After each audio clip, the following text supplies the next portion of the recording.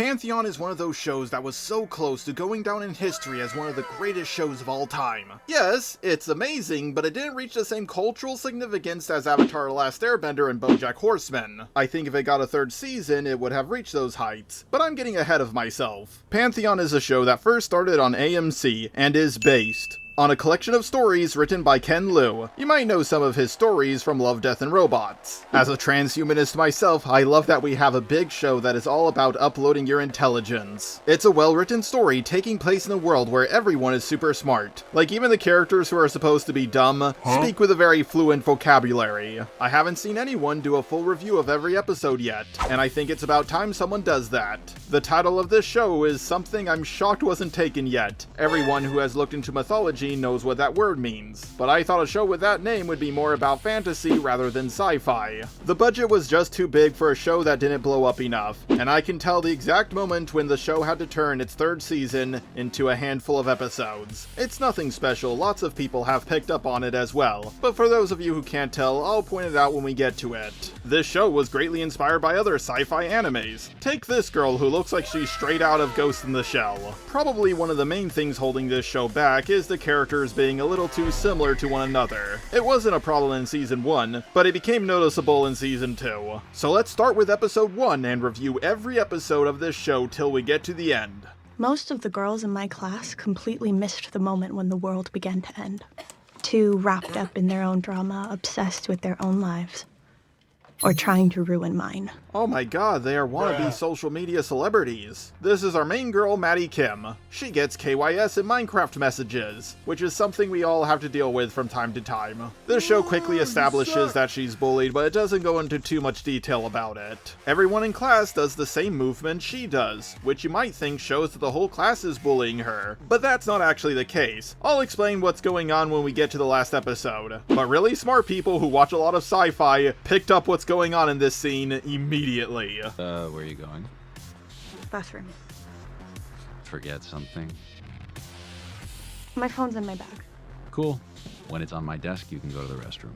Yep, teachers know that we all go to the bathroom to play on our phones. Honestly, kids still did that a few years ago before smartphones were even a thing, but they read comic books instead. Maddie can't handle the bullying, so she runs out of the classroom.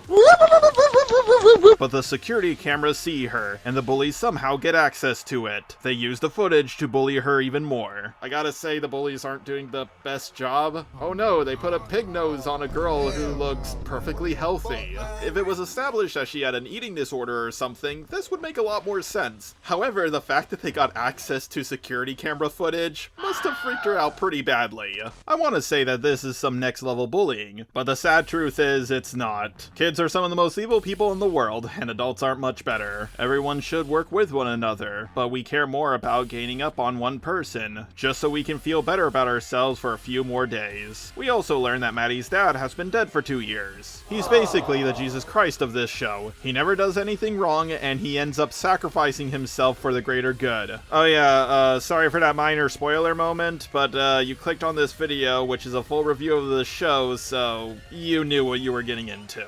Maddie is contacted by someone or something who only talks with emojis. I almost never use those things, but I don't think most people would talk only using emojis. But I'm a little socially retarded, so maybe they do. If any of you think you can pull this off, then you are a lot smarter than I am. Well, that was creepy. Maybe this is the horror show. The person or thing Maddie was talking to starts messing with the people who are bullying her. I'm just gonna say this about the main bully, Aryan Master Race Azula. All we know is that the person who is helping Maddie has some godlike hacking abilities.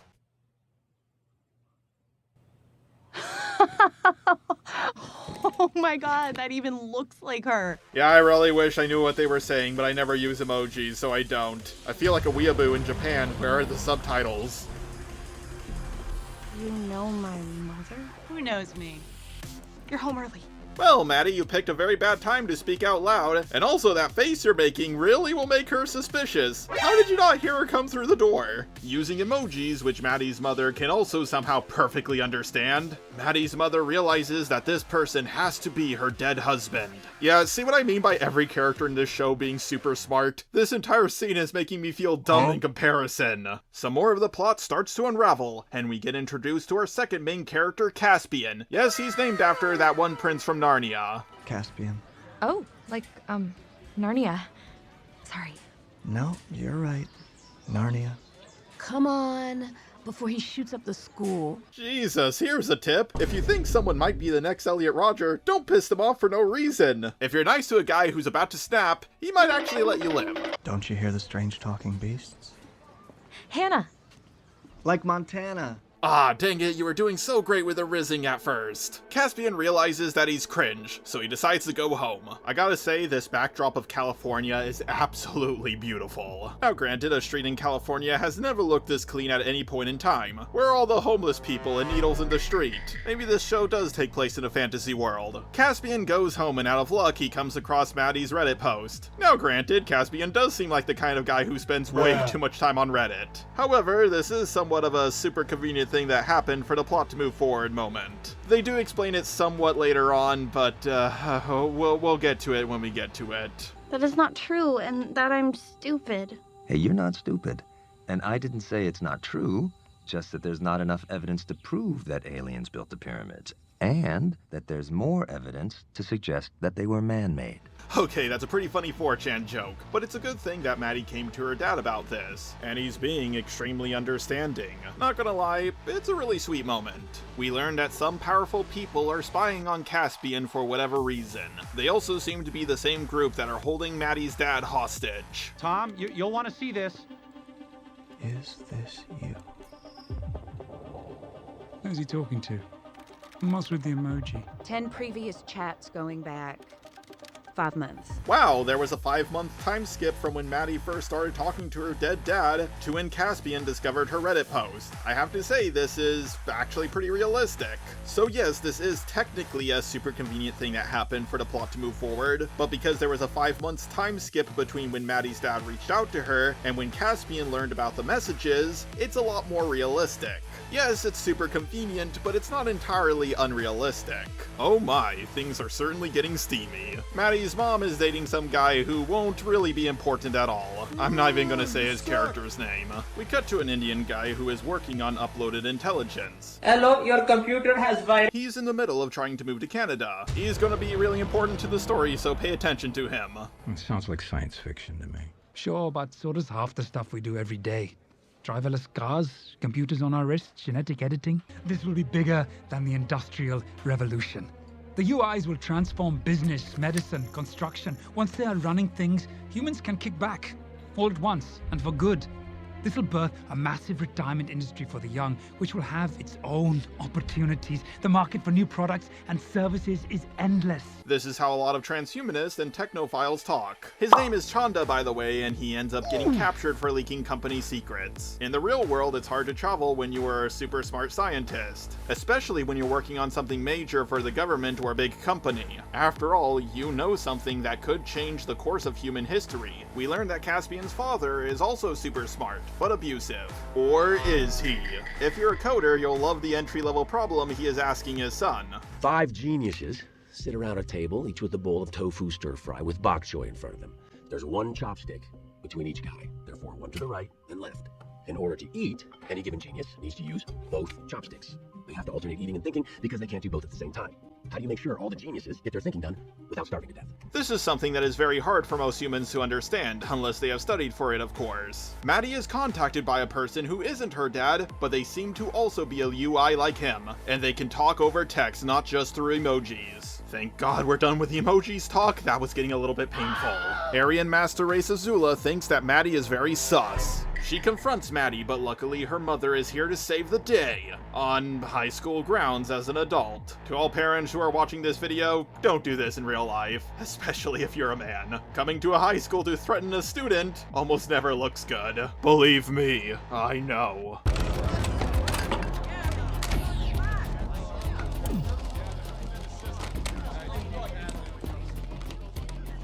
It's a massive DDoS attack. We're trying to black hole it, but there's multiple simultaneous attacks. Seems like a normal day at Microsoft to me. We see that Logarithms is located somewhere in the Arctic, which is a great way from keeping your servers from overheating. And that was episode 1. Not gonna lie, it was really slow. Trust me, it may not seem slow to you guys, but I had to cut a lot out. Episode 2, we learn a lot more about what uploaded intelligence is. It's the process of uploading human minds to a computer. So that someone can live as a machine? Not as a machine, in a machine. Your mind would be the same, it would just exist electronically rather than organically. Trust me, it's going to become more and more common in storytelling as time goes on, but at the time this show was made, this plot point wasn't used too often. We cut to, not Steve Jobs, but his first name is Steve. Steve! His last name is Holstrom, by the way. I'm just saying I could never exist in a simulation. Well, one could argue we're already in a simulation. Guys, none of this is new. People have always been searching for an afterlife. That's religion. This is science. This is why I think transhumanism will bring religion back. Reincarnation, eternal life, AIs that are so powerful we refer to them as gods. Uploading your brain to the internet sounds like it would make you live forever, but there's one problem with how they do it in this show. I myself want to put my brain into a robot body. Yep, my robot avatar is actually how I want to look. But if I do that, I will be losing my stomach, which is a big part of a human's personality. Some even say it's the second smartest organ, but the thing is, it's only a small part of my personality. On the other hand, cooking up your brain with a laser to copy it isn't going to make you live forever. It's more so going to make a clone of you who thinks he's you, who will live until the end of the universe. This also raises a good question when it comes to who we are. After all, every cell in your body from when you were a baby till now is now dead or replaced. Yep, baby you is dead. Hey parents, love that baby of yours? Well, by the time it's old enough to move out, it's already dead. Helen? I'm so sorry. I broke the VCR. They held his brain patterns, but only for a few seconds. You dumb bitch, they might still have time to fix it! I'm glad he didn't give you the real thing. Maddie starts chatting with Caspian, but she's told to stop by the AI who claims to know her dad. Yeah, Caspian just got cock-blocked by someone who's dead. And what about school? Any changes on that front? We hit a slight speed bump when he decided to drop out of jazz band, but it fell well within the standard deviation of the behavior model. Wow, these guys are really keeping an eye on Caspian. Tell me if you learn what the plot twist is before we get to it in the comments down below. We cut back to Yamud, who's getting a haircut. Yep, we're about to see how someone's mind is uploaded, and it's pretty scary. We even see the exact moment when his broadcast area is uploaded. Language mirrors reality. We've got a ballad about a salad brain. Okay, that was pretty dark. Let's cut to a cute moment with David and his daughter. I'm gonna insert a little bit of code so I can respawn and re-enter the game right before I died. You can do that? Most people can't, but Dad can. You're cheating. Just a little. Oh, Maddie, it's a game. The fun is in the journey. And in winning. Winning has no meaning without the possibility of losing.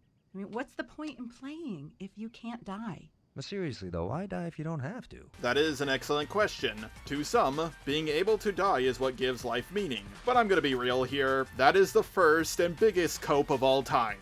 To me, if you don't have to die, it's best if you have the option to choose if you want to or not. Technically, you can just KYS in Minecraft later. Maddie wants to go to the mall to meet up with a person she was talking with online, but then she realizes that's kind of a stupid thing for a 14-year-old girl to do. So she requests a fat girl to help her. I actually like this character because she has a much more unique personality than the others. She's like one of those 80s bullies characters who secretly have a heart of gold, but she's also mixed with the smart girl that no one likes archetype.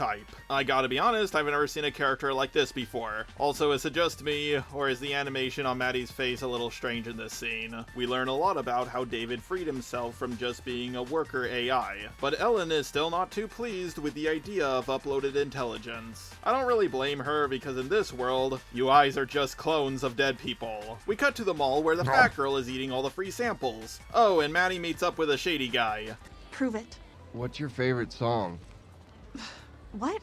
I don't have one. What about your dad? He liked Queen. You trying to figure out his password? Nice hack.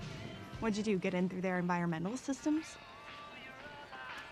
Now that's a way to prove your wife is a UI. Turns out the DDoS attack didn't free your father, and now the security at Logarithms is at high alert. So Maddie will have to infiltrate them to get her dad on a motherboard. Caspian returns home with his new research project, and his parents, in big air quotes, put on their act. Yeah, right. Like he has a shot with that. Paste fake dad. Oh, she likes it rough. I didn't mean to push that hard. That hard? That wasn't hard enough. Next time, don't pull your punches. Maddie and her mother try to get her father back, but trying to take down a big company that has lawyers, money, and PR managers is a little much to expect from a suburban mom. What? All the servers? All of them? How long have we been down? Logarithm sites are down all over the world, and they're losing millions of dollars by the second. This happens in real life when a CEO dies, or when a company goes down for even a few seconds. Their stocks plummet faster than a YouTuber who said a controversial opinion. Turns out the only way to take down a faceless corporation is to attack their money.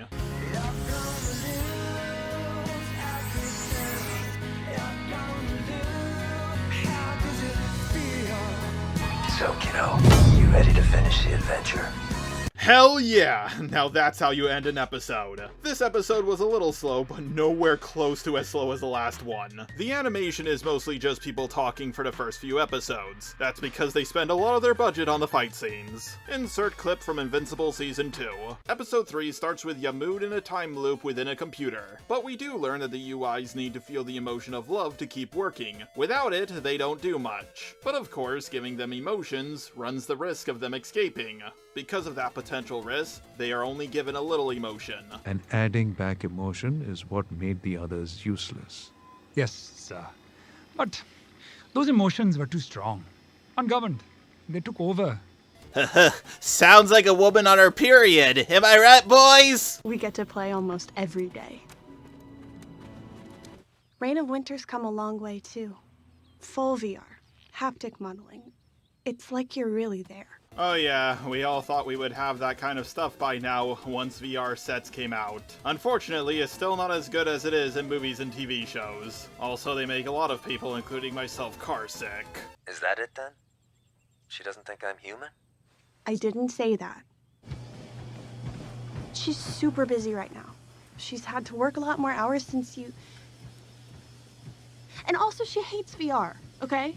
It makes her nauseous. That dramatic line was delivered in a funny way. But no, you are not human. Technically, you are the clone of her husband who's now on a computer. They get attacked by a high-level party for no reason. We get a Berserk reference, and her dad takes them out with his god powers. Logarithms picks up on the fact that something is off. And no, there is no reason for David to do this. It also leads to nothing. Caspian starts looking into UIs in the company Logarithms, because he's a teenager with nothing better to do.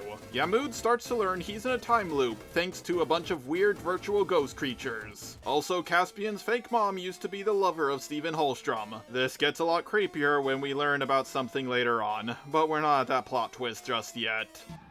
Just imagine existing in a universe unencumbered by this. We'll be able to tap into senses we never knew we had. Imagine the best sex you've ever had. Now imagine that 1,000,000 times over. For eternity. Uh-oh. Yep, that's why I love the idea of transhumanism. It just makes everything better because it makes humans better. Every time. Why are people so scared of you? No one likes a girl whose weight and IQ are both over 115. I'm intimidating. I don't think so. Then why did you ask me out of 800 other girls you don't know to be the bodyguard who protects you from an adult man?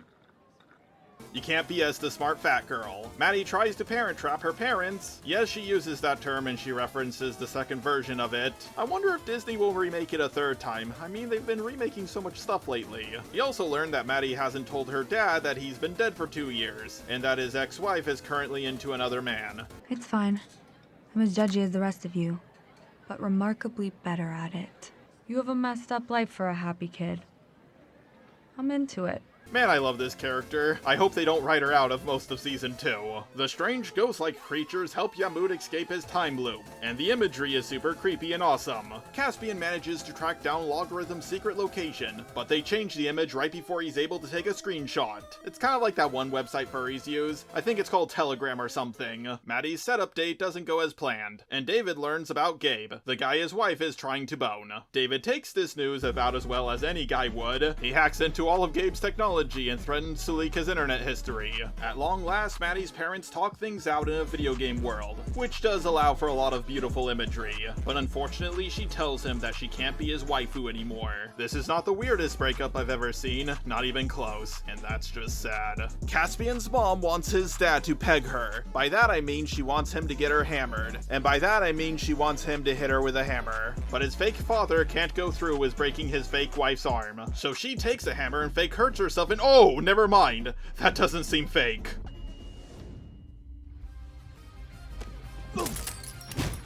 Caspian, don't hurt him, Caspian. Caspian, please.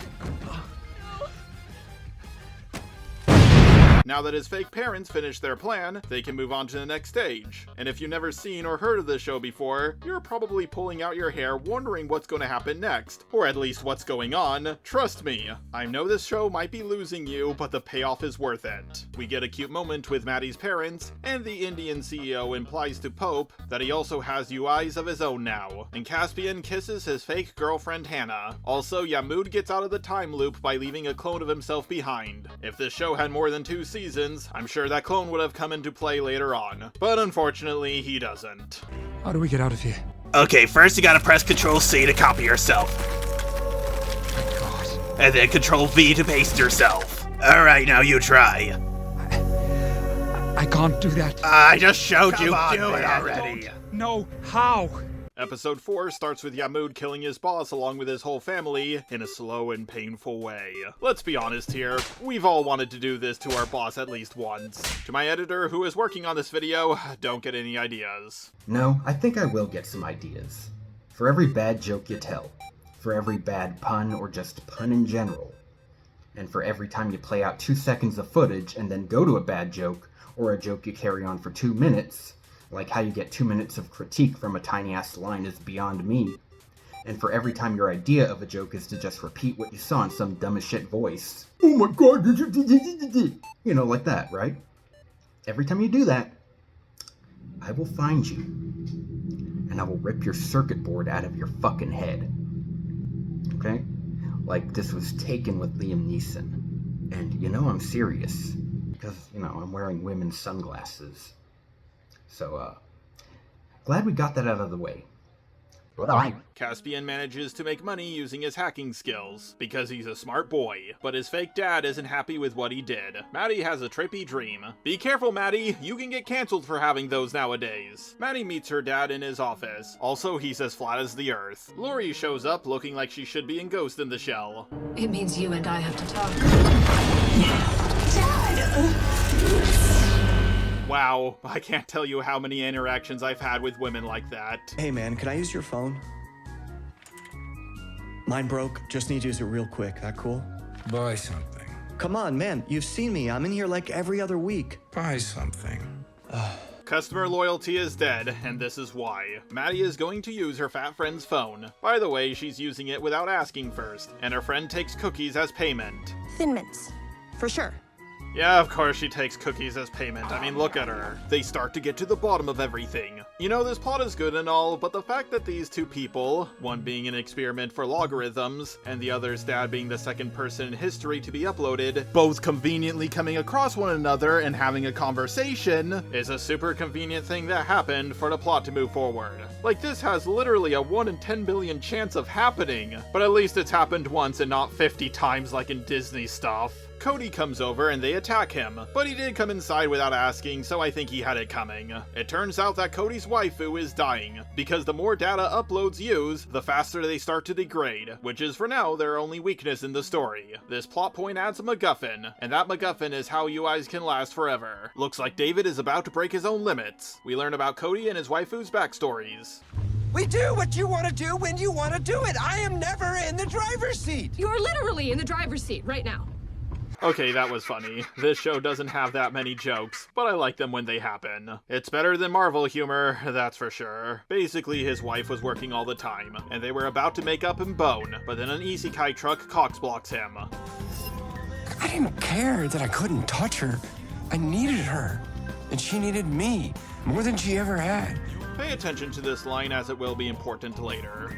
Remember, 3,000 shares. Sell when it hits 400. She built us a fortune in secret. When you are basically a god, making money isn't hard. For some reason, I'm surprised you're into comics. Guess I shouldn't be. So what's his deal? Parasite. He's a scientist who goes to the Amazon. But when he comes back, he starts going crazy with, like, superhuman strength.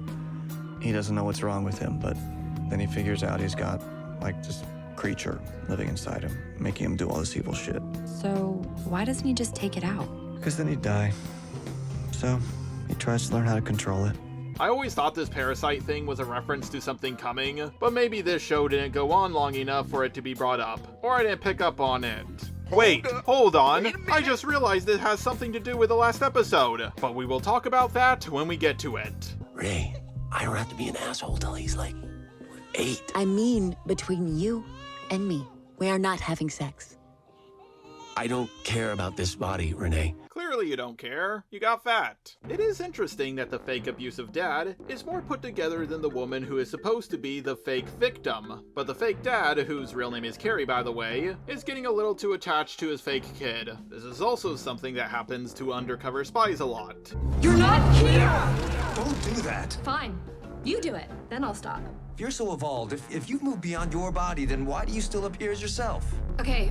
I see where you're going.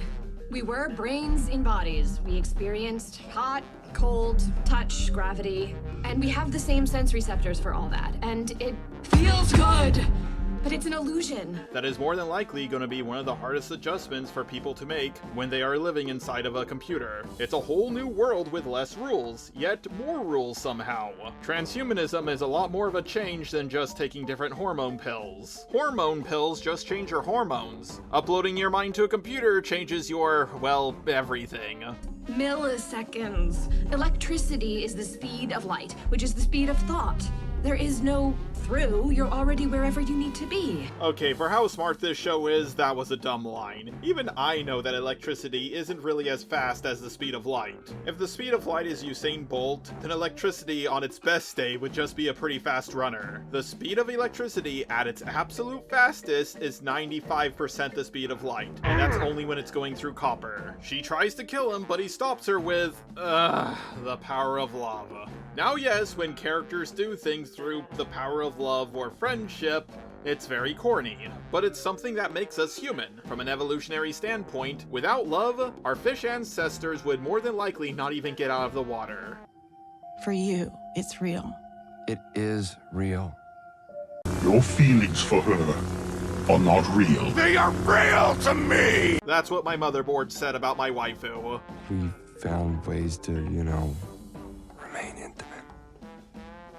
There are devices, you plug in and... Got it. Right. Ha! Nice. Lots of people in long-distance relationships use those. We get to one of the coolest scenes in this entire show. Yes, out of context, it looks a little lame, but if you're into transhumanism or coding, you'll love this scene.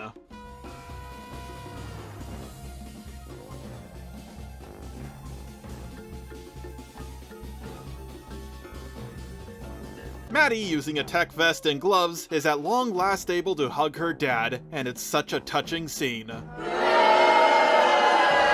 Oh, come on, I wasn't even trying to make a joke. You're on thin ice. Caspian learns that Logarithms is watching him, and his fake mom is talking to his fake girlfriend about stuff that sounds sus. It's never fun overhearing your first GF talk to your mom, but when they're talking about you like a project, it's even less fun. Caspian comes to the conclusion that his mom paid her to date him, which just completely destroys his self-esteem. Episode 5 starts with India rioting. I would make a joke, but I don't know if this is a common thing they do or not. But knowing about places like America, China, and Russia, I'm sure this is a thing all big countries do all the time. Can't we just reboot you? I wish it were that easy, Mads. This, it's like a 0-day flaw. You know what that is? Something there from the beginning. How long do you have?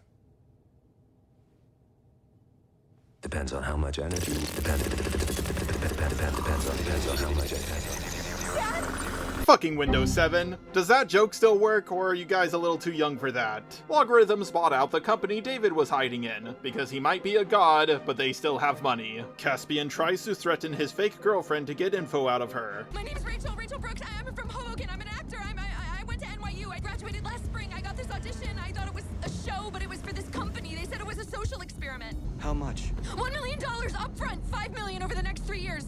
Man, Logarithm spent a lot of money to get Caspian to do something that we still don't know about. And at this point, the payoff better be worth it. Caspian learns without a shadow of a doubt that his mom is an imposter. Maddie and the others decide that they're going to put David's mind in their own home. And we get the Mr. Roboto song, which couldn't have been cheap for this show. After coming up with a plan, they call Caspian. And I have to say, the crack on his phone is a nice touch. He spies on his mom with an incognito tab, which is useless. Instead, he really should have used the sponsor of today's video! They hack into Pope's phone after finding the base in Norway. They use echolocation to see the area. Then they drain the phone of its battery, and that's just a dick move. How are you gonna jump to that without Wi-Fi? Not gonna jump. Gonna walk.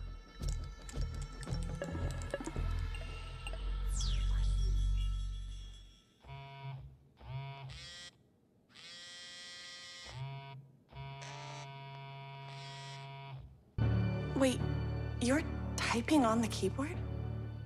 I'm singing to it.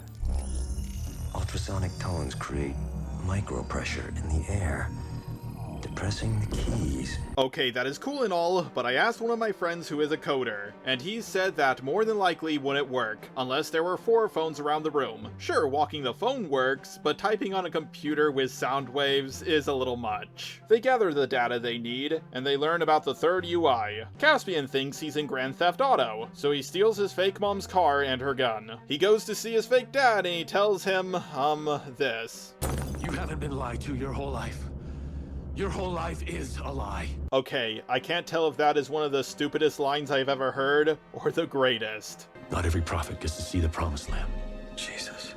Moses, actually. Ha! Nice. At long last, we get the big twist. Caspian is a clone of Stephen Holstrom, and his life was made to mimic his as much as possible. Basically, nature and nurture combined into one. Caspian's fake mom shows up, and she also thinks she's in Grand Theft Auto because she shoots his fake dad. So we know she had a thing for Steven, and Caspian's a clone of him. When she yelled out his name, I think it implied that she loved her fake son romantically. But who knows, maybe I'm reading a little too much into this. Episode 6. Caspian learns that his fake dad's real name is Cary, which is the same as his fake name. He knows that his fake dad isn't actually an asshole, and truly loves him. When Cary passes out from blood loss and Caspian calls him dad, I get it's supposed to be a sweet moment, showing that he still sees him as his father, but I wish there was more build up to this moment. Doesn't this strike you all as insanely coincidental? That Maddie just chanced upon the one person in the world who could fix this flaw? Chance has nothing to do with it. Lori posted an algorithm on the dark web that she needed solved in order to escape her prison. Caspian was the only one who cracked it. Okay, I get that, but the chances that he would see her post is super unlikely. At least this show is trying to explain this super convenient plot point, which is more than I can say for other shows that I have reviewed. We cut to Yamud, who is talking to himself. Okay, he's talking to the other uploads from the slums, but they aren't saying anything, so he might as well be talking to himself. All right. It's not just a file. It was an action, and I regret it. And I've made that clear. I am not a murderer. You kind of are, my guy. Sure, your boss killed you first, but his family didn't do anything to you. Now that I think about it, he did kill 4 people, so that wouldn't make him a murderer, it would make him a serial killer. We learn what happens to a UI when it runs out of time to live, and it's just as creepy as you think. It has to do with a theory of code integration. It's more than a theory. He thinks if we merge 2 uploaded minds into a new mind, we'd push the fly. Well, if it's anything like DBZ, the fusion will be cool. At long last, Maddie calls Caspian, and the fat girl listens in. I also love that she's smoking weed, so she more than likely doesn't even recall anything from this conversation. He entrusted the future to me. That's what Caspian was meant to unlock. A future free from death, from carbon, from everything that limits us. This isn't about Steven, it's about you. Your fear of death. Thanatophobia. Everyone is scared of death to some level, but some are much more scared of it than others. I'm not as scared of it as some people I know, but I'd rather not die, because I don't want to miss out on what the future will hold. Whatever you think you get, whatever you think you know about me, you don't. You're a clone of Stephen Hallstrom. You've been raised just like him so you can complete his life's work. Bruh. I love that he thinks no one will understand what he's going through, and then she proceeds to lay it out for him. Yamud's mom is called by Lori, and he's not too happy about someone calling his mom on him. Caspian doesn't want to help at first, but he comes around to it after seeing all the planning that went into his creation. Ever hear the theory that our whole reality is just a simulation? Like the Matrix, but the whole universe? And we'd never know the difference? Yes, I have heard of that theory. Mark Zuckerberg also believes that. The chances that we are living in a simulation within a simulation and so on are greater than the chances that we are real. That being said, I gotta say, this simulation we are living in really sucks. Also pay attention to this because it will be important later. Caspian and Maddie relate to one another because both of their lives are crazy, but I don't think it will lead to anything romantic. After all, he's in his last year of high school, and she just started. If this does lead to something romantic, there better be a lot of build-up. I mean, yes, they both don't think they are human, but one's an uploaded mind and the other is a clone. Caspian tries to fix the flaw, but Yamud shows up. They overclock, which means they are moving really fast, so they can have a chat that no one else can hear. Yamud finds out they were made years before him, and he doesn't know about the flaw until they tell him. Turns out Yamud sent out the blueprints on how to upload someone's mind to a computer to the most powerful governments in the world, but he didn't know about the flaw at the time. So yes, he started an arms race even more deadly than the one during the Cold War. Caspian leaves because he wants to enjoy life for at least 1 month before the world blows up. Episode 7 starts with a fat, neko-obsessed UI Russian blowing up a Muslim guy in Las Vegas. It's an interesting way to start off an episode, I'll give it that. Can he feel C6? We just destabilized what's left of the US-Saudi alliance. No, don't talk about that! My video could get demonetized. During the COVID pandemic, basic household goods practically became a new currency. Or that could also demonetize my video. Or that the explosion last week in Iran that exposed a secret enrichment site was no accident. Or that. And that Israel's UI spun up a centrifuge array in the Iranian lab. Okay, I really want to make money off this video, so I'm just gonna skip ahead. We have bigger problems. Bigger problems?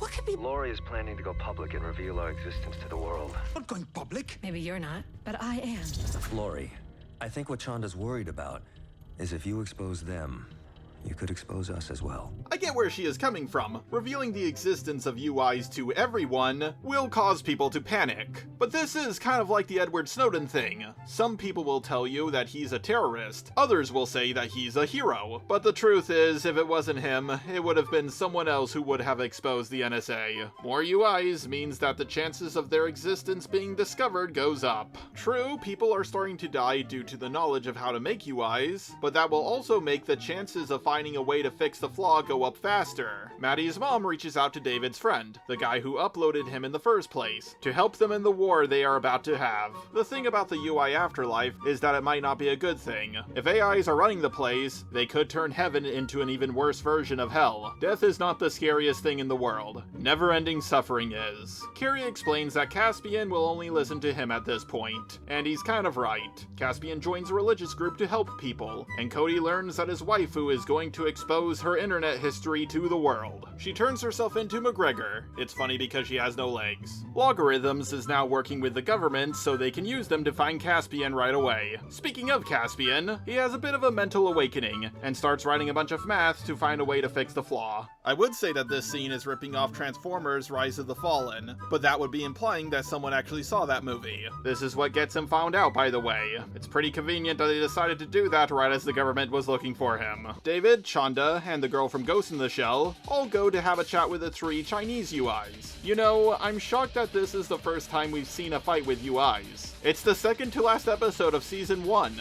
and this is the first time that something like this has happened, but it doesn't feel that way for some reason. Maybe it's because I've already seen Season 2. Waxman, there's been a surge in network traffic. It's pretty suspicious. Yeah, that's a load balancer I wrote to test system strength. Is it holding? Yeah? Good, then ignore it. That's something that happens in system testing all the time, but his bluff is clearly only going to buy them a little time. You guys need to learn to write your own code. Did he just use the learn to code comeback? Caspian finds out how they found him super fast. Pope, being as scared as death as he is, turns to Caspian. He gives him full control over the company, to do to it whatever he wants. By the time he got around to let's fix death, it was, I work for you, boss. You took the company public again after Holstrom died. Because I don't know what the hell I'm doing. Just like most of the people who can't see how you see. Pay no attention to the scared, greedy, bald guy behind the curtain, okay? Just tell me what to do. You are gonna regret saying that.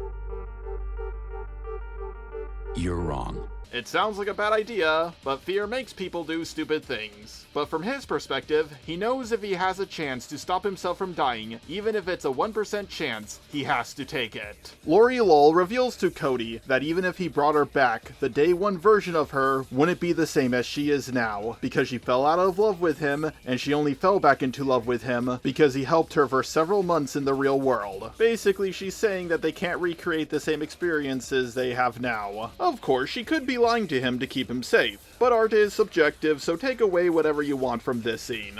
Chanda goes full god mode, and prepares to kill Lori Lowell to stop his internet history from being revealed to the world. He kills Lori right before she reveals to the world the existence of UIs. Now that right there is how you end off the second to last episode of a season. The stakes are high, and everything is set up for the climax to happen. So let's move on to episode 8, the season 1 finale. We start with a black female astronaut who wants to go to Mars. She passed all her tests, but due to a heart problem she can't go and do the thing that she's been preparing for her whole life. Yeah, that's the thing about going to space. As a kid, it may seem like just another job, like being a firefighter, a police officer, or a construction worker. But in truth, you need to be the best of the best just to have a shot at going to space. But at least she now has the chance to be the first American UI, at least as far as she knows. And yes, they do tell her about the flaw. Well... Dr. Waxman, we solve problems mid-mission all the time. You may be able to fix this defect, but you'll never be able to find a better candidate than me, and you can't afford to wait. The balls on this woman are big. The world is going crazy now that UIs are a thing, and Caspian says his goodbye to Maddie. It's a Bitcoin wallet? How much is in there? $30 million? What is this? Better spend that fast, it's gonna be worth $50 soon. Or maybe it will be worth even more. Just don't treat it like a bank account. Caspian doesn't want to fix the flaw because the UIs are too dangerous, and I can't really blame him for thinking that way. But the thing is, if he doesn't fix it, one day someone will. Cody says he's going to send out Lori's message, and he does, but no one believes him because he doesn't have any proof. Also, Maddie's mom kicks the shit out of him for the 3rd time. Chanda gets the 3 Chinese UIs on his side, and they steal nuclear codes. What are you stealing? Nuclear codes. Wanna see? Caspian decides he's going to shut down logarithms, even though he could use them to stop the UIs, but he decides not to for whatever reason. And before you say he can't do that, wait till we get to season 2. David tells his daughter how much time they have left, and then Chanda comes in and says, "Give me my internet history back, or I'm going to nuke you." In the next 10 minutes, you must transfer yourself to this address and self-delete. Wow, he said it. As a YouTuber, I always have to say self-deletion, but this time a character in a show actually said it. David copied the files of the message that Lori wanted to send out to the world because he thought she might be right. He kind of put himself at an unnecessary risk, but he didn't think Chanda would find out. Am I the only one? Yes, you're the only one. First try out the gate. Cloning Stephen was the easy part, relatively speaking. Raising you to be just like him, that took enormous effort and resources. I know they say he's the only one, but I'm sure if this show got more than just 2 seasons, we would have seen other clones like him. All the employees, along with his mother and father, show up to try to convince him to fix the flaw. And yes, to make one of the most common transhumanist arguments ever. So you freaks can survive death and live forever? No, so the world can survive us. We're too many for the planet to support. Our carbon-based bodies require the gratification of inflexible, finite matter. Freedom from these bodies, these atoms, grants us freedom from scarcity, possession, decay, waste, and yes, death. But it doesn't work on Caspian. He fires them all and starts to sell off the company for scrap metal. Then we get our final epic battle for Season 1, and it's awesome! This was actually the first scene I've ever seen from this show, which did spoil a lot for me, but it's just so cool. They can do almost whatever they want in this world, but they only have so much energy they can spend before they fall apart. They are transforming, going through walls, trapping one another in illusions, firing nukes in the real world, and stopping nukes in the real world by making clones of themselves. It's all just so cool. The only downside to this fight is, well, we don't really know all the rules on how their powers work. But it's good eye candy. Well, those guys got radiation sickness. The 3 Chinese UIs start gaining up on David, and he can't take them all on at once. So he uses the last bit of his power to send Lori's message to the world. Everyone hears the message, which was even personalized to every single one of them, and the admins of not World of Warcraft start shutting down the servers to trap the UIs. The world is changing for everyone forever. Some people are scared, others are angry, and a few want to be UIs themselves. But all of them are shocked by the news. Caspian is convinced not to shut down the company, because now he knows that there's no way to stop this. We also learn that the plan is to correct the flaw for just one UI, so they can rule over all the other UIs. One UI to rule them all. More like, you shall have no others before me. Oh shit. Biblical. Caspian now knows more than ever before that he must be the one to fix the flaw first, and become the ruler, or pick the ruler of the UIs. The governments of the world shut down the internet everywhere to stop the UIs. Well, at least Christian finally gets a break from being bullied. Caspian learns that he can bring back David because he has a backup of him, and Maddie and her family are the last people in town who still have power. Wow, that was a great first season. I wonder what's going to come next. Well, unfortunately, the show was cancelled for a time, and news around it went dark for several months. Eventually, we had confirmation on the second season. A part of me wish it never came back. It's clear to me that this show was meant to have 3 seasons, because the plot moves way too fast near the end. I had to rewatch it a handful of times just to understand what was going on. Season 2, Episode 1. There's a small time skip, it's only about 40 days. Maddie looks a lot older, she seems to have had a growth spurt. Also, she seems to be hallucinating. Those are some good drugs she's doing. Maddie is trying to bring back Wi-Fi, not for the whole world, but for her neighborhood. But a redneck isn't having it. You see, the redneck started putting everything together on his own. I mean, it's not that hard. Maddie was moving all that stuff into her home, and the fact that her house was the only one with power at the end of Season 1 is pretty sus. Yep, this redneck guy was in Season 1. If you blink, you'll miss him. Maddie's mom says that she's going to lie to the UN about her involvement in everything, but Maddie thinks it would be better if people knew what was going on. Sometimes it's hard to know how a group of people will react to something, so there's no right or wrong answer until an answer is given. Caspian and his team are trying to come up with a plan to stop the UI problem. He even has an AI ghost of Steve Jobs to help him. Now you might be asking yourself, where is Cary? Well, he's mostly gone from the show. We're gonna see one brief scene of him, but trust me, you'll forget it fast. You also won't see Maddie's fat friend do too much in this season. Yeah, one of the biggest issues with Season 2 is it quickly becomes the Maddie and David show. Caspian tries to reactivate David, but with no love in his heart, and he immediately starts playing solitaire. This is why they needed to add in love in the first place. We were already told about this in Season 1, but now we're actually being shown it. This is very good writing. I wish more shows would do stuff like this. Caspian isn't willing to bring David's family to him, so he doesn't scare them even more. And he can't talk to them until he gets David fixed, so he's in quite the conundrum. Yes, at long last, I finally used that word in a sentence. Maddie meets Caspian's fake mom for the first time. She learns about her dad's backup, and this leads her to ask the big question: is her UI dad really her dad, or just a copy of him after all?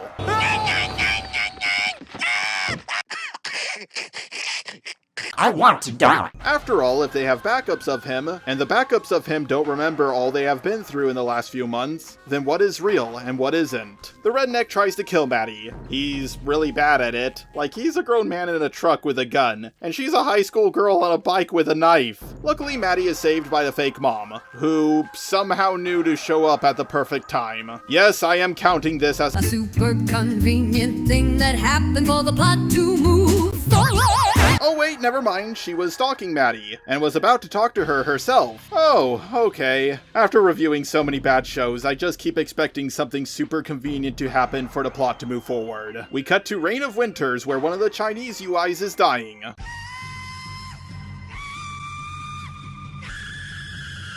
We learn about one of the backstories of one of the Chinese UIs, and it's about how China isn't that bad. Something to do with capitalism, and other stuff. I'm not in the mood to touch this topic right now, I'm just trying to have fun with this video. No matter what I say about this topic, it's going to be taken out of context by drama YouTubers. Yes!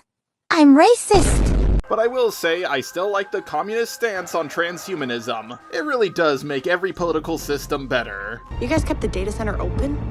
What happens when the government finds out? Grow up. Based fake mom moment. She takes Maddie to Logarithms to get on Caspian's good side, but it doesn't work. Maddie and Caspian have a chat, but it doesn't go well. Pope and Caspian's fake mom are still on the same side, and we get the big reveal that I already saw coming, but I didn't expect them to do it this soon. Stephen Holstrom's brain was in cold storage, so he's now going to be the main villain of Season 2. I gotta say, this twist really does build up the hype. Season 2, Episode 2. So Caspian's fake ex-girlfriend is dating a math nerd, and then she gets killed. This did make me jump the first time I saw it, but I'm also a little lost as to why this scene happened. I mean, this is one way to write off a character, that's for sure. I do have a theory on why she got killed, but you have to wait until we get to the last episode. Maddie is having another one of her trippy dreams, and it tells us that on some level, she does think her dad is really dead for good. Maddie suggests to Caspian that they should fix the flaw, and give it to the female astronaut over her dad. We also find out that the right wing is pushing a narrative about how the UIs are fake. You're not letting me answer the question. I am trying to answer the question. This is a little nutty. So, look how much time we are wasting. This scene is here so the network can get their ESG scores up. Or maybe this scene is here because one of the writers really wanted to push their political agenda. Throughout this episode, Maddie becomes less and less of a transhumanist. She sees that it makes things never ending, and it might end up making humanity more restricted than free. Conversations like this happen around transhumanism all the time. To some people, life should just go on like it always has. To others, they ask, why die if you don't have to? Waxman lies to the people about what's going on, so Logarithms can stay in power. Caspian cracks integrity, fixing the flaw for good, by making a love machine. Love is what keeps us going after all, so if you can learn how to make a machine to love, then it will last forever. Maddie's mother tells the Supreme Court about Logarithm's secret base in Norway, which kind of puts them in checkmate. I'm a little shocked she didn't bring this up until now, but whatever. I guess Pope and Waxman were just hoping she forgot about it. After all, a giant base near the Arctic is a little hard to hide, and impossible to move once word about its existence gets out. Caspian gives Maddie the chance to kill her father for good, but she doesn't. Despite her protest earlier, death of a loved one sucks, and if we could bring our loved ones back from death, even if it's just an AI replacement, we would do it. David comes back, Caspian fixes the flaw within his code, making him seemingly immortal. It also seems like David got his memories back, and he brings up someone by the name of Mist. Maddie wonders who he's talking about, but then they get backstabbed by the company, and David dies for good this time. Your dad is dead! For good!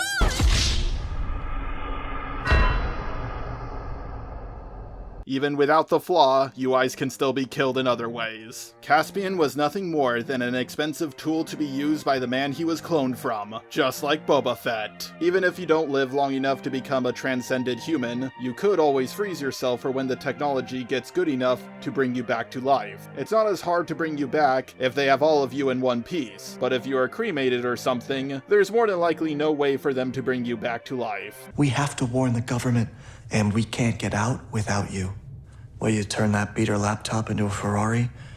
You could use some of this crap to build us a new doorknob. We've gotten hints as to how smart Maddie is throughout this show, but I'm not going to lie, I wish we got a few more before this moment. and I'm sure we would have gotten them if the show was longer. Steven comes back to life. Maddie doesn't manage to hack the door, but someone or something helps them out and opens the door for her. Caspian's fake dad even shows up for the last time to help them leave. After they get on the plane, Maddie learns who helped them. It's Mist, her sister. She's not a biological sister. She's an AI made from UIs, based off the code from David and the girl from Ghost in the Shell. Season 2, Episode 3. This is where we get the reveal that the time skip was only 40 days, even though Maddie looks like she aged a whole 2 years. Also, David didn't cheat on his wife. His code was just mixed with the girl from Ghost in the Shell without his consent. I swear the first time I saw this, I thought Mist was created through David and the girl from Ghost in the Shell bumping virtual uglies. But no, she was created by David mixing the two of their codes together. Maddie doesn't seem to be a fan of her new sister. I guess she knows she's not the youngest anymore. Maddie sees her mom, who was super worried about her because she knew she went to Norway with a strange woman. She catches her mother up on everything, including that the flaw was now fixed, and that David is dead permanently. They contact the UI's astronaut's family, because they should have access to her. They tell her family about the flaw, and how they can fix it. Turns out the husband didn't know about it till they told him. Guess his wife didn't share that information with him.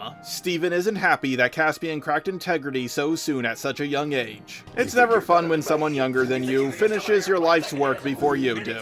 But the thing is, Caspian did have better technology to work with, along with 2 UIs. If Steven had all of that during the time he was alive, he more than likely would have cracked integrity. Maddie still doesn't see Mist as her sister, and I'm gonna be honest here, she never really does, even when they get close to one another. Speaking of Mist, she hacks into the kid's computer and talks to them through an amiibo. An adult would be terrified of this, but for a kid, this is what they always wanted, so they are cool with it. Waxman is going to get pardoned of all his crimes, but only if he makes a UI killing AI. Even when the flaw is fixed, the UIs can still be killed. They are like gods, but they're closer to lowercase g gods. Steven gets into a military base so he can find out who killed Epstein. Oh, and he also finds the other UIs by going into a satellite. He tells them his plan to band together, and the men are on board, but the woman isn't. We get the shortest action scene in this show.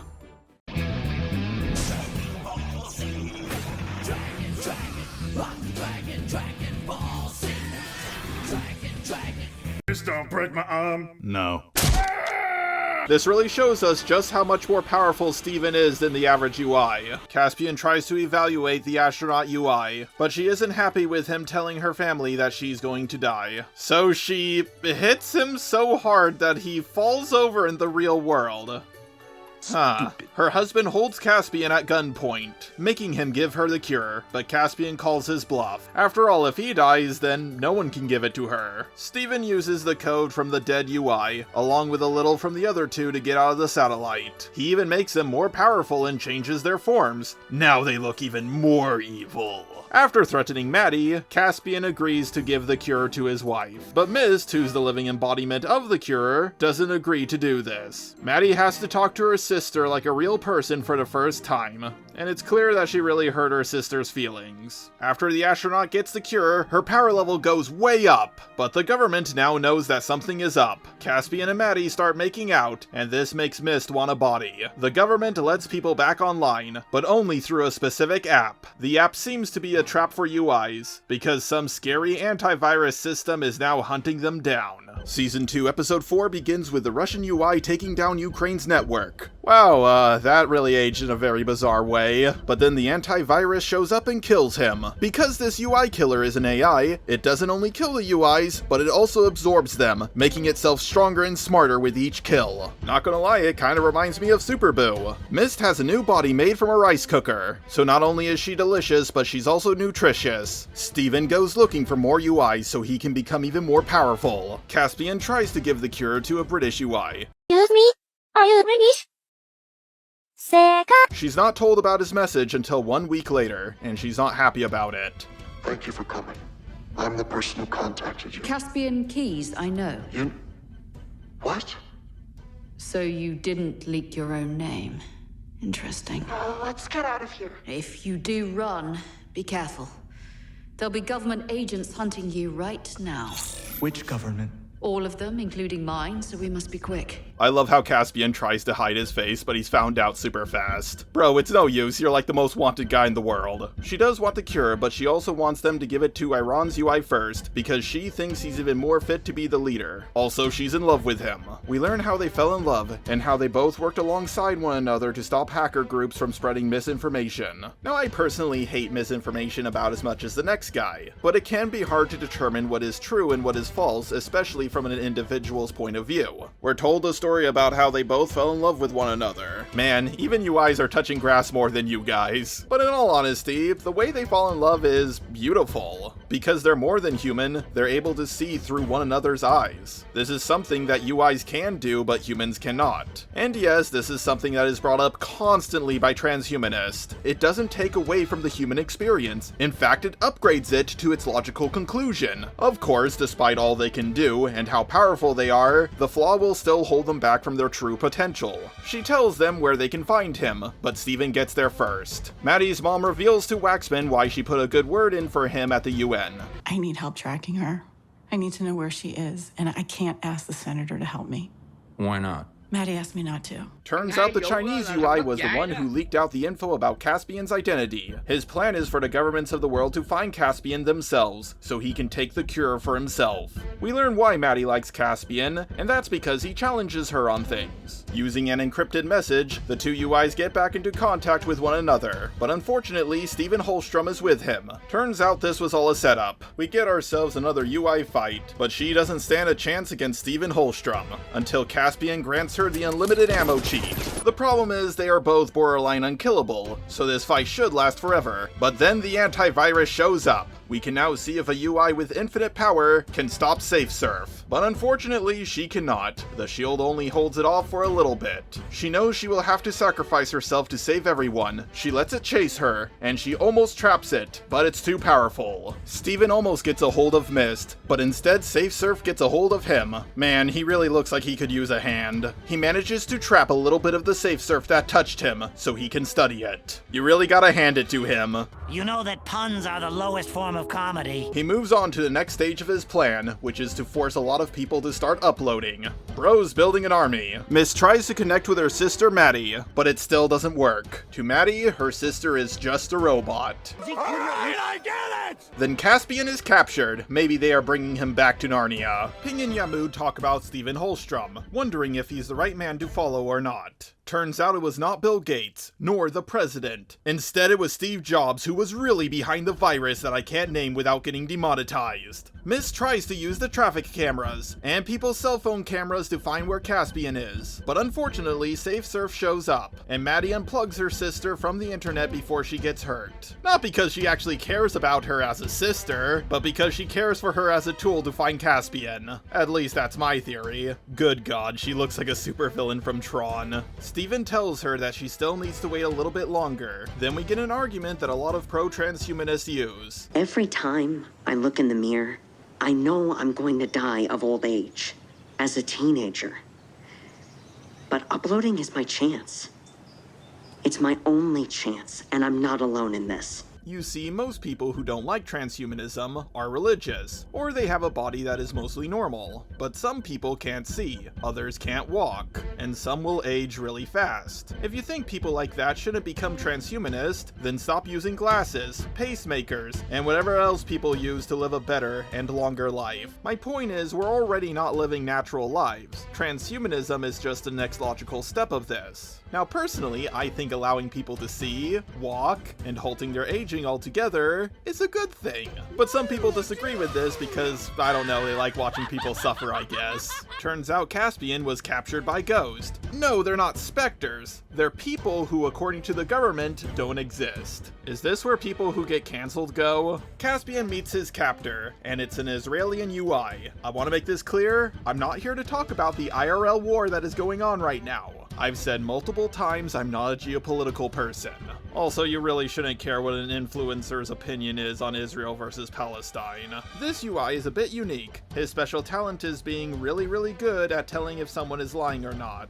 I love how despite all the UIs being able to technically have all the same powers as one another, they still train in different areas. I can't believe I'm saying this, but this is a good magic system for the most part. It was David, and not just a deep fake pasted over his saved memories. It was his mind after his body was gone. It was a different relationship, but it grew and it changed and it evolved just like any normal human relationship would. So back then, uploaded intelligences aren't just intelligent. They feel, they hurt, they love, they hate, just like any human being. Pay attention to what she is saying, because you will see people talking about UIs like this in your lifetime. We learned that Mist longs for a world with others like her, full of people who don't think slowly like humans do. Caspian tells the Israeli UI that he can fix the flaw within him, but he'll need the most painful memory of the UI. But unfortunately, he had all his painful memories erased. This is something a lot of people will do when they are uploaded. Some of our memories are best forgotten forever. Even UIs still feel bad like humans do. Sometimes they hurt so badly that they no longer want to live. This shows us UIs are just like humans. Well, humans with superpowers. SafeSurf shows up using Olivia's memories to be an even more effective UI hunter. It more than likely now knows the same secret code the Bell used, so that's why it's here. You were playing your game very loudly. Sorry, I gotta catch my flight. I'm American. Ha! Nice. Whenever you are in a foreign country and accidentally act kind of weird, just say where you are from, and they will pretend to understand. We see all the memories he locked away, and this brings up a very important question about who we are as people. Are we just born who we are, or do our experiences shape us? Or is it a mix of both? To someone like Caspian, who is a clone, the answer is clear. We see the first deleted memory, and you can understand why it's something he would want to forget. But it's not the right one, so he has to do another one. Often, the first memory we would choose to delete isn't the most painful one. It's just the one we hate the most. It turns out it's not a memory he deleted. It's something he had to hold on to, or it would have changed him too much. Listening to music, talking about boys. You sum up humanity so well. You think you'll go on dates with Caspian? What? If you do, can I observe? No, jeez. Just so you know, I've only driven like 5 times. Okay, that was a funny joke. See, Marvel, you don't have to add in a joke every 5 seconds to make something funny. Steven isn't happy with Ping leaking his internet history, so he kills the last of the 3 Chinese UIs. And then there were none. But SafeSurf has for sure gotten even more powerful by taking him out. So in my opinion, this wasn't the smartest move Steven could make. Turns out his darkest memory was the one at his core, about how his brother was caught dating an Arab and kicked out of the family. Good pussy really break a Jew. But Caspian still can't fix the flaw within him, because he also needs the code of at least one more UI. Maddie and Mist use an army of drones to save Caspian, but SafeSurf shows up, and it looks a lot more powerful this time around. They get him out and Yamud calls Maddie's mom. She's not happy with him trying to drop a nuke on her. He tells her what Steven's plan is, and it's amazing.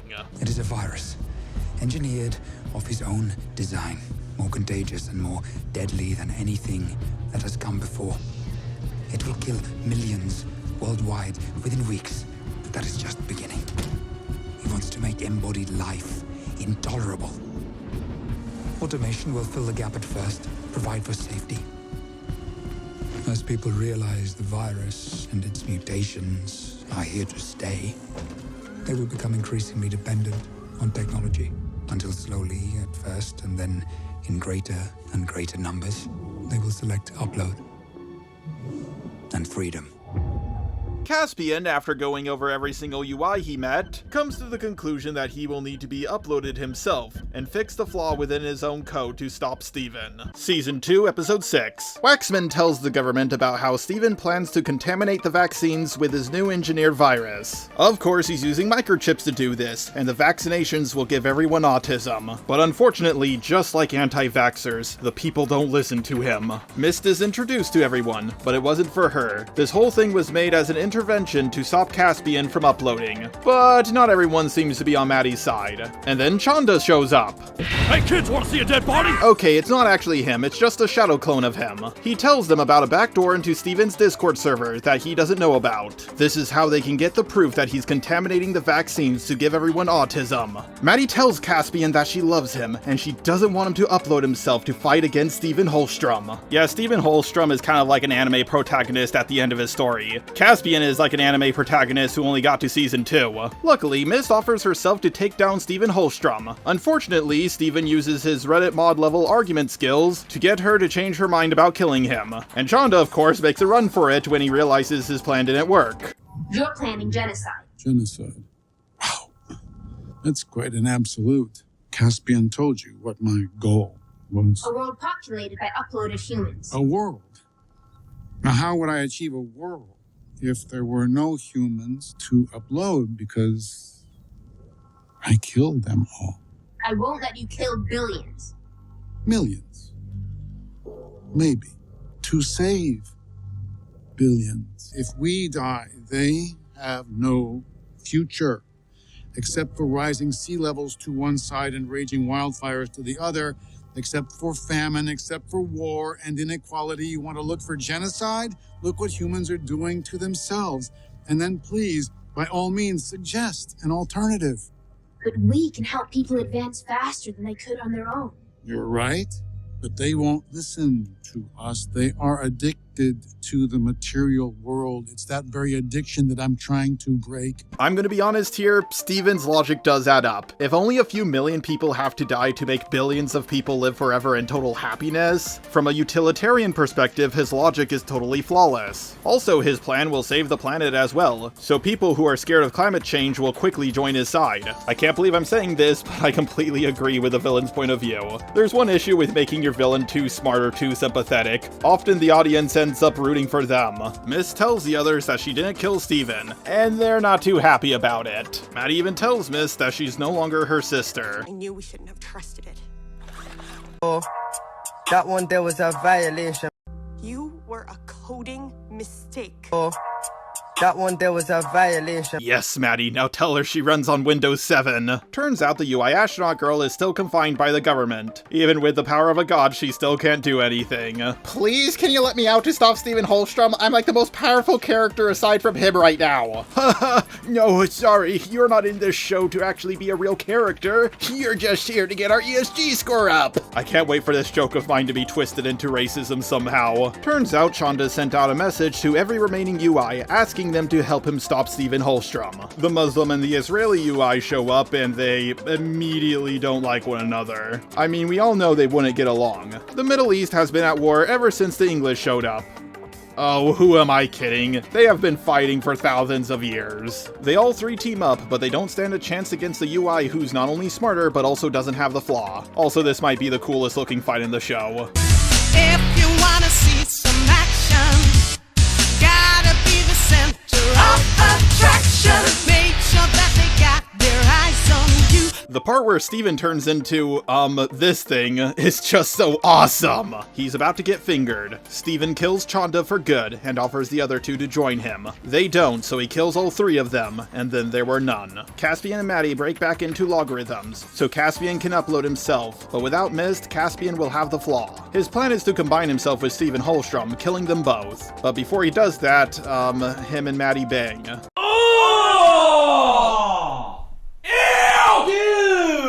What the fuck? Yes, this is one of the most controversial scenes in the entire show. Most people aren't fans of two underage characters with a 3 to 4 year age gap doing it, especially when you consider the fact that Caspian still looks the same and Maddie looked like this 4 months ago. Yeah, it's a pretty big problem. I'm happy they tried to make her look older than she did in season 1, but my biggest problem with this scene is that it doesn't really lead to anything. Yes, Caspian does get a son out of it, but he doesn't really do much. You can write the romance out of the story and just have them be good friends, and not much would change. I'm sure if this show got more seasons, this scene would have made more sense, but as it stands now, it's just kind of icky. And before you say, oh, they put this scene in so he doesn't die a virgin, it's heavily implied that he banged the actress girl, so that argument doesn't really work. Caspian uploads himself to fight himself in order to find himself. We get the showdown we've been waiting for all season. You know how I said the last fight was the best looking one? I changed my mind. This is the best fight in the show. They even use black holes against one another. But the coolest part by far is when Steven makes himself look like Caspian and clones himself multiple times with his glasses. I remember being your age.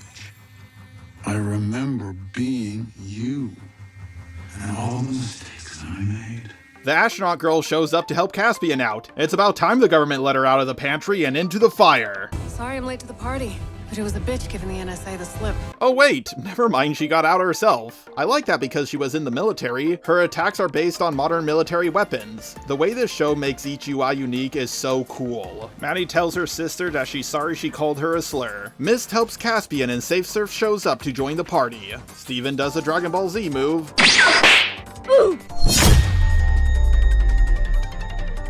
Then he goes from Stephen Holstrom to Stephen Strange. We get my favorite line in the show. Know what the difference is between you and me? Yeah. You'll do anything to stay alive. And I'm willing to die to stop you. Oh my god, he's so goddamn cool! After holding Steven in place in a very strange way, the info of Steven's virus plan is leaked. Then SafeSurf kills them both. Mist comes in to take out SafeSurf right before it fully absorbs Caspian. This is where Season 2 should have ended, before Season 3 started, but unfortunately this show didn't have the budget to keep going. There's a time skip, and Mist now has a human form. Yes, she's an anime girl. She literally became a waifu. The time skip is a whole 20 years. Also, the song that plays in the credits is absolutely glorious.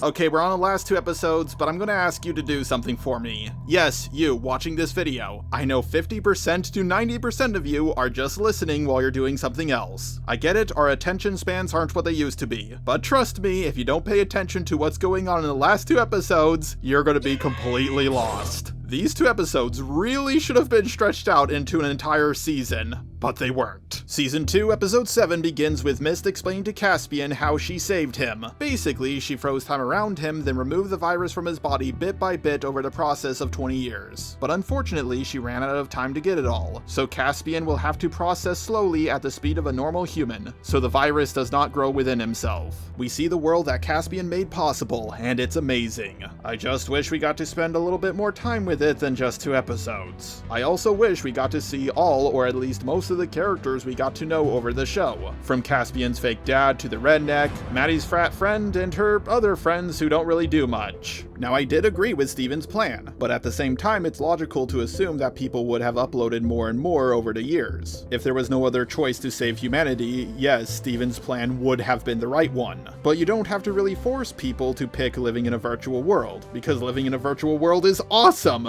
Everyone would do it eventually. We learned that speed is currency in the cloud. They don't really explain how it's distributed, but this show didn't really have the time to explain it, so I don't blame the writers for this. Also, the kid who aged really fast, and Caspian's fake mom, got killed by SafeSurf. All that work and all she did was speed up her own death. After many other UIs got killed by SafeSurf, more and more people realized, hey, this thing is kind of dangerous and it's killing people for no reason. We really shouldn't even upload in the first place before getting rid of it. Of course, a lot of people had to watch their loved ones die before they actually did anything about it. Instead of allowing UIs on the World Wide Web, the best reservations ever were made for the UIs. Unlike the ones in our real world, people would actually pay a lot of money to get into them. Caspian meets the council, and it's made up of the fairy godmother, Oz, and the robot monk from Overwatch. I really love all the different forms people have taken on in the cloud. Just like on the internet with how people will use different avatars, people who are uploaded in the future will have all different types of bodies. Waxman along with Maddie's mother show up, and Waxman has a scouter from Dragon Ball. We learned that UIs feel time in a very different way, like how after the 20-year time skip, Waxman and Maddie's mom were married for 80 years. With the power of UIs working around the world, they became so effective that living people didn't really have to work anymore. Oh, and Cody uploaded himself as well. With the amount of people uploading, even the planet started to heal, but some groups of humans still didn't like the UIs. The anti-UI group is run by Pope, and his second in command is this man who sounds like a woman.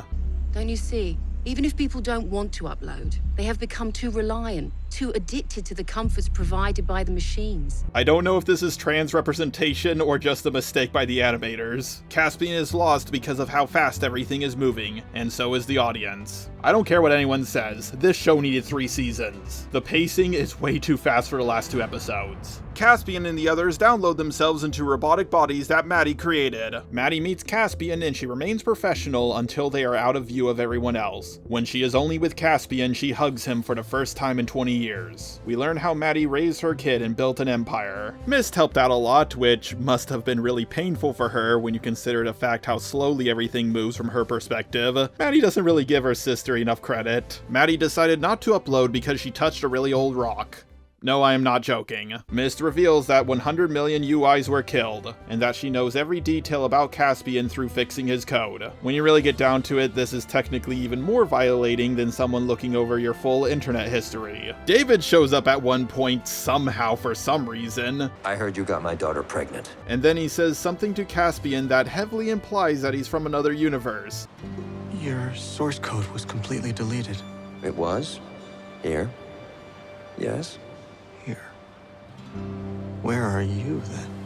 From a place where things worked out a little different. Then it seems like Caspian forgot about his existence right afterwards. You might be lost on what's going on. Trust me, I was as well, and I didn't get it until I rewatched the show a few times over. Caspian gets up to speed on everything by Mist, but unfortunately this shortens his lifespan to only a few days. Pope and his team break into a military base and steal SafeSurf, which has been growing stronger this whole time. Alright, we only have 1 episode left, the finale. At first I thought it was impossible for the writers to connect everything in a satisfying way, but I'll give them props, I think they did the best they could do with what they had available. Season 2, Episode 8, we see Maddie in the cloud somehow for some reason. She seems to be here with someone, but why is she here? I thought she didn't want to upload, and is this really her? After all, people can change their appearance to whatever they want in this world. Pope breaks into logarithms and we learn why he's doing this. It's because he got arrested and this put a felony on his record, banning him from ever being uploaded. Having immortality taken away from you is one of the worst punishments anyone can receive.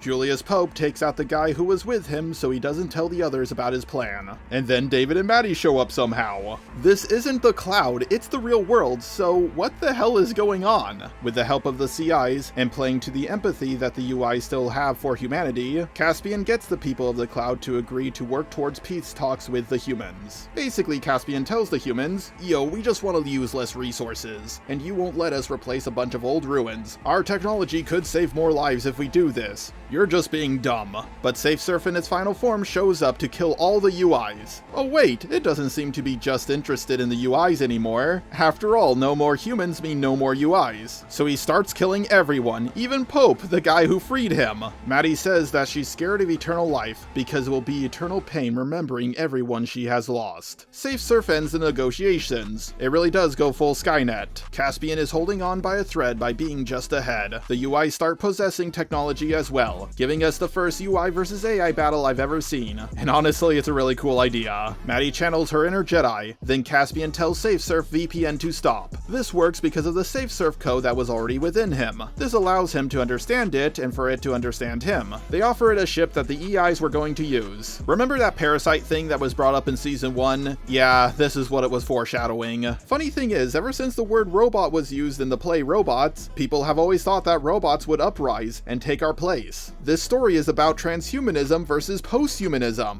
SafeSurf leaves. Maddie's son dies. Yeah, he was super important to the story. And then Caspian tells Maddie that they will all live in the future together. We get a giant time skip of thousands of years. The Earth is destroyed, a Dyson swarm is made around the sun. Basically, Maddie remade the solar system into a whole bunch of supercomputers to simulate tons and tons of different alternate versions of Earth. She saves an alternate version of her dad who was just about to die. Turns out everything we saw throughout this entire show was just a simulation within a simulation. Billions of worlds were made just for her to bring her family back. This wasn't even the first time she brought her dad back to life. We learn how Caspian knew how long it would take Maddie to bring him back to life, and it really didn't make sense to me until I saw this video which explained it very well. We learn why Caspian and David were talking. Turns out it was to push him in the right direction. No, I do not know how he went in the right direction in the OG timeline, But whatever. Maddie possesses her old self right where we left off last time. She brings Caspian back to life, exactly as she remembered him. She makes a happy ending she always wanted with Caspian, her son, and her dad, all living a happy eternal life with one another. We learn how Caspian knew, and it was because SafeSurf told him, who has, by the way, evolved to a godlike level. They are 43 million years in the future, and they are here for some reason. Maybe originally it killed them all, and it made this simulation to give them a chance, or maybe they can control time or something. Also, SafeSurf has come across other groups of alien life throughout its travels. Maddie implies that she also might be a simulated version of herself, that another version of her is watching. She and Caspian erase their memories to go on their adventure with one another once again. The show ends exactly how it started, and you can keep watching it as an infinite loop if you wanted to. What do you say? Want to go around again? I do. Yep, it turns out all those girls did the same movement as her due to a glitch in the Matrix, not because they were fucking with her. However, I do wonder as to why she ran out of the classroom in the OG timeline, but I guess it was just a KYS message she received. I also think I now know why the actress girl got hit by that truck. Maddie was jelly that she slept with Caspian and killed her. This show is amazing, but I still think it needed to be longer. BoJack Horseman and Avatar: The Last Airbender had a lot more time than they did, but this show did make me think as much as they did about life and what it exactly is, our place in the universe, what the future will bring, and more. Who knows, maybe you are living in a simulation within a simulation as you're watching this video. I hope you enjoyed the video. I had a lot of fun making my full review of this show.